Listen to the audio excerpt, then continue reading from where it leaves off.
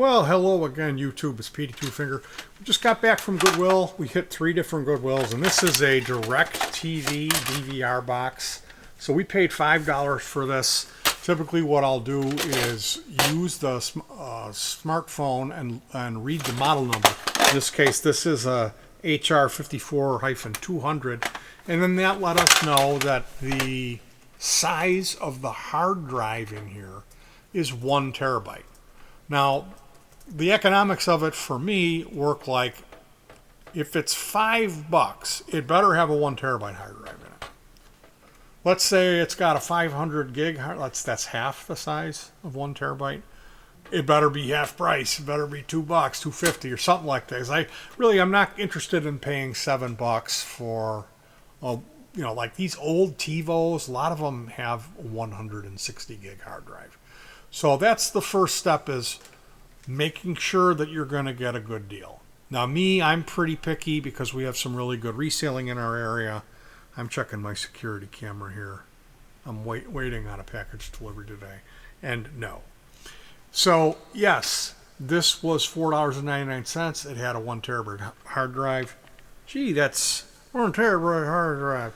So I go in with this regular screwdriver and just kind of pop the lid off, get that exposed, and then there is there's this here, which is the tray. It has holds the hard drive in. So there's that tray has a fastener here, and then a pair of fasteners down here. So you pop those out, and then the cable. It's got this goofy block molded cable which has the data and the power molded into this block, and I'm saving this. I don't know why. Also, there was a heat sink screwed on to the hard drive, which is super cool. This ensures the life of this hard drive. I don't know why they don't have this on all computers. They should have this. And then this little cute tiny little 12-volt fan I'm saving. Other than that, all the rest of this is going to be refuse. I really don't have any use for any of this. So this is going in the garbage. And these fasteners and the grommets that hold the hard drive to this plate, these can be reused. Oftentimes I've used those.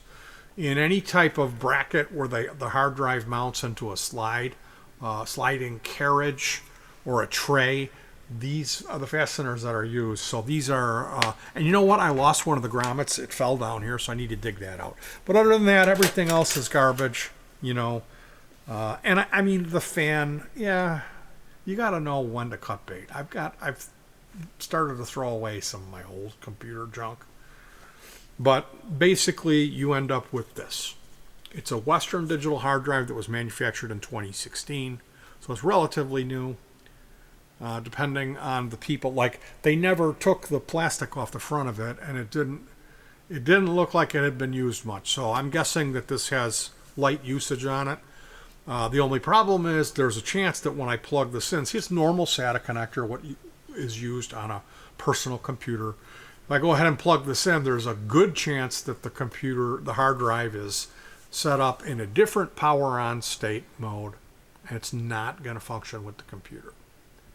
So I am going to show you, take my mouse, and we're going to go on the internet here and go into Google, and I typed in DVR hard drive recycle and then HDAT.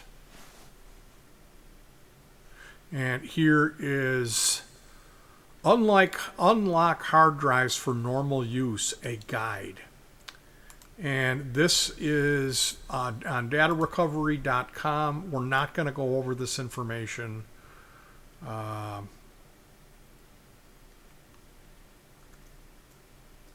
Power up in standby.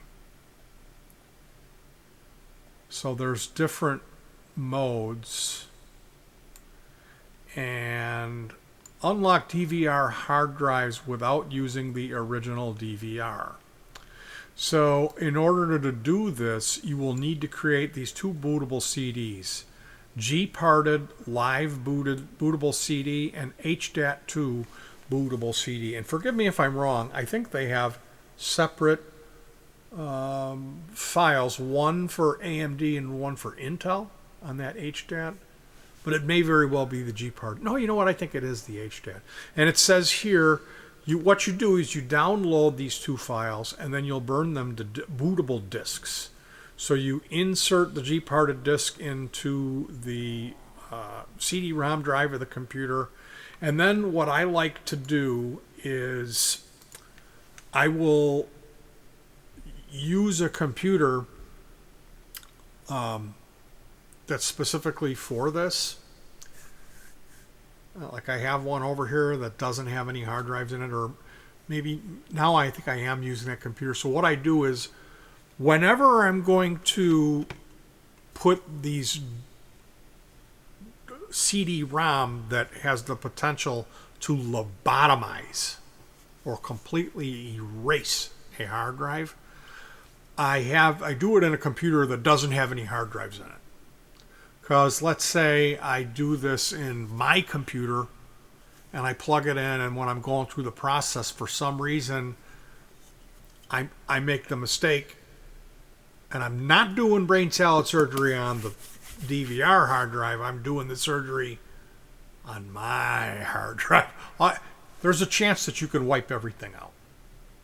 So the smart thing to do is unplug the data cable and the power cable from all your existing hard drives. And then that way you're safe. You could take those cables, lay the computer on its side, and just run the cable up to this and plug it into here. And what you do is you make sure that in your BIOS, which is when you turn on the computer, you have to hit delete, and you'll go into setup or BIOS, and then you tab over a couple to install drives or boot disk order, and make sure that it's going to be able to boot off the CD-ROM. And when it boots from CD-ROM, then you need to go back to this page of instructions at datarecovery.com, and you go through this very simple set of instructions, which will guide you through the steps to unlock the hard drive for everyday use from a DVR into a personal computer, because they have and it's not a real lot of work to do this.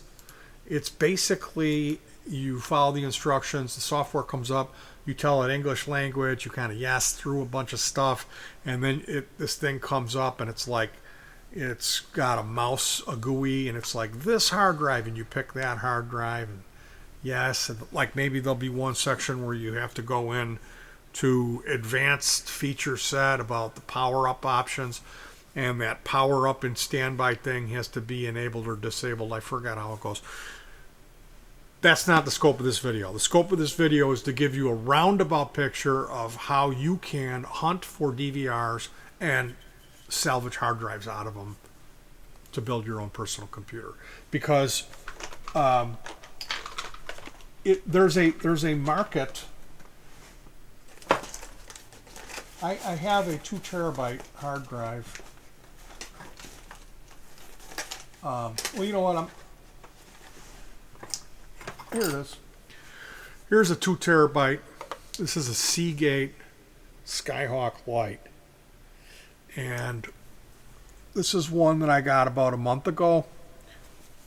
So you don't necessarily see them all the time, because people buy these. People see these things and they buy them. Here's the one that I got today, 1 terabyte. It's manufactured in June of 2016. So, like I said, this is something. It's kind of a scroungy, scammy thing to do, but it's completely legal. And these hard drives are worth $50 to $70 new, and so I'm paying typically between $2 and $5 for them. So this is a really fun way to recycle and get some stuff. And how many times have we done this? We've done this like 10 times at least. Yeah, we've done it. Since I found out about doing it, all my hard drive wolves are gone. And depending on the area where you live and the quality of the resale, like us here in the Western Chicago suburbs, we do really well with reselling. So as far as the doing this and like walking you through it and having a screen capture, that would be really hard for me to do because the program that you run to capture the screen needs to be installed on Windows. The only way I could do it is have a camcorder and like film the screen. And it's really not like we can go over and I can read it to you if you want me to read it to you. Here's the information. You put the GPARTED disk in. You connect the hard drive. You turn it on. You may need to change the boot device to make sure that it'll boot from this goofy GPARTED disk. You select the first option, the second option, avoiding loading keyboard options. Enter your language info. Use the first option for the graphics. Hit enter for the first 3 screens. You should be at a screen showing the hard drive info. Double click the red X at the top. Select reboot. The computer will eject the GPARTED CD and will begin to shut down. Immediately replace it with HDAT 2. It will boot up. Select the first option. In that command prompt, type HDAT 2. After HDAT 2 starts, select the drive you're working and hit enter. Select Device Configuration Overlay menu or DCO menu. Then at the bottom, select Restore. Hit Yes to continue and it will provide some output. Hit Escape to return to the original menu where you see Commands menu and then select that. Choose Command and Feature Set. Find the Power Up and Standby item and highlight it. Hit the right arrow key and then type S key. Type Y at the prompt and assure that the process completes without any errors and the pious item should be changed to disabled. You need to disable that power up on standby. And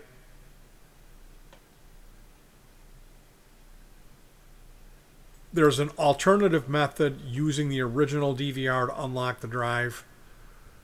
Power up the drive by using... there's a hot swap method, which I have never done. I don't like hot swapping things. Basically, this kind of sounds complicated the way I went through it. Burning the disk is really the hardest part, and getting the CMOS set up. So I hope that left you with the confidence enough to try this. If you run into